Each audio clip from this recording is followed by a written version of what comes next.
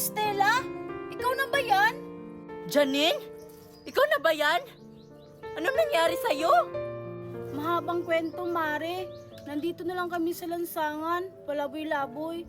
Iniwan na kasi kami ng asawa ko. Ganun ba, Mare? Kawawa ka naman.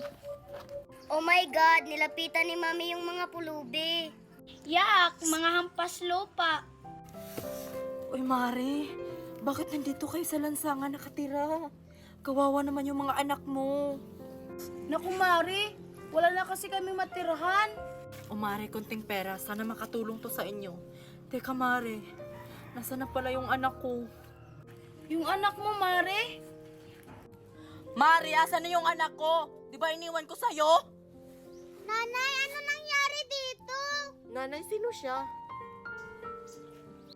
Mga anak, si Estela, matalik kong kaibigan noon. Hello po. Asan yung anak ko dito, Mare? Ito na ba yung anak ko, Mare? Ito na pala yung anak mo, Mare, si Mickey. Anak? Ikaw na ba yan? May tagal kitang hinanap. Teka lang, Mare. Bakit nandyan yung bag ko? Anong bag na sinasabi mo, Mare?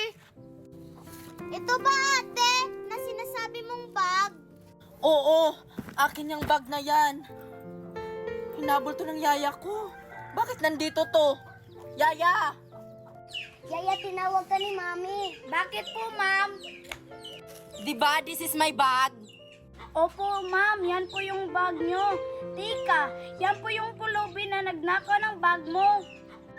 Mare, hindi totoo yan. Hindi magnanakaw yung anak ko. Oh, anong tingin mo dito, Mare? Bakit nandito yung bag ko?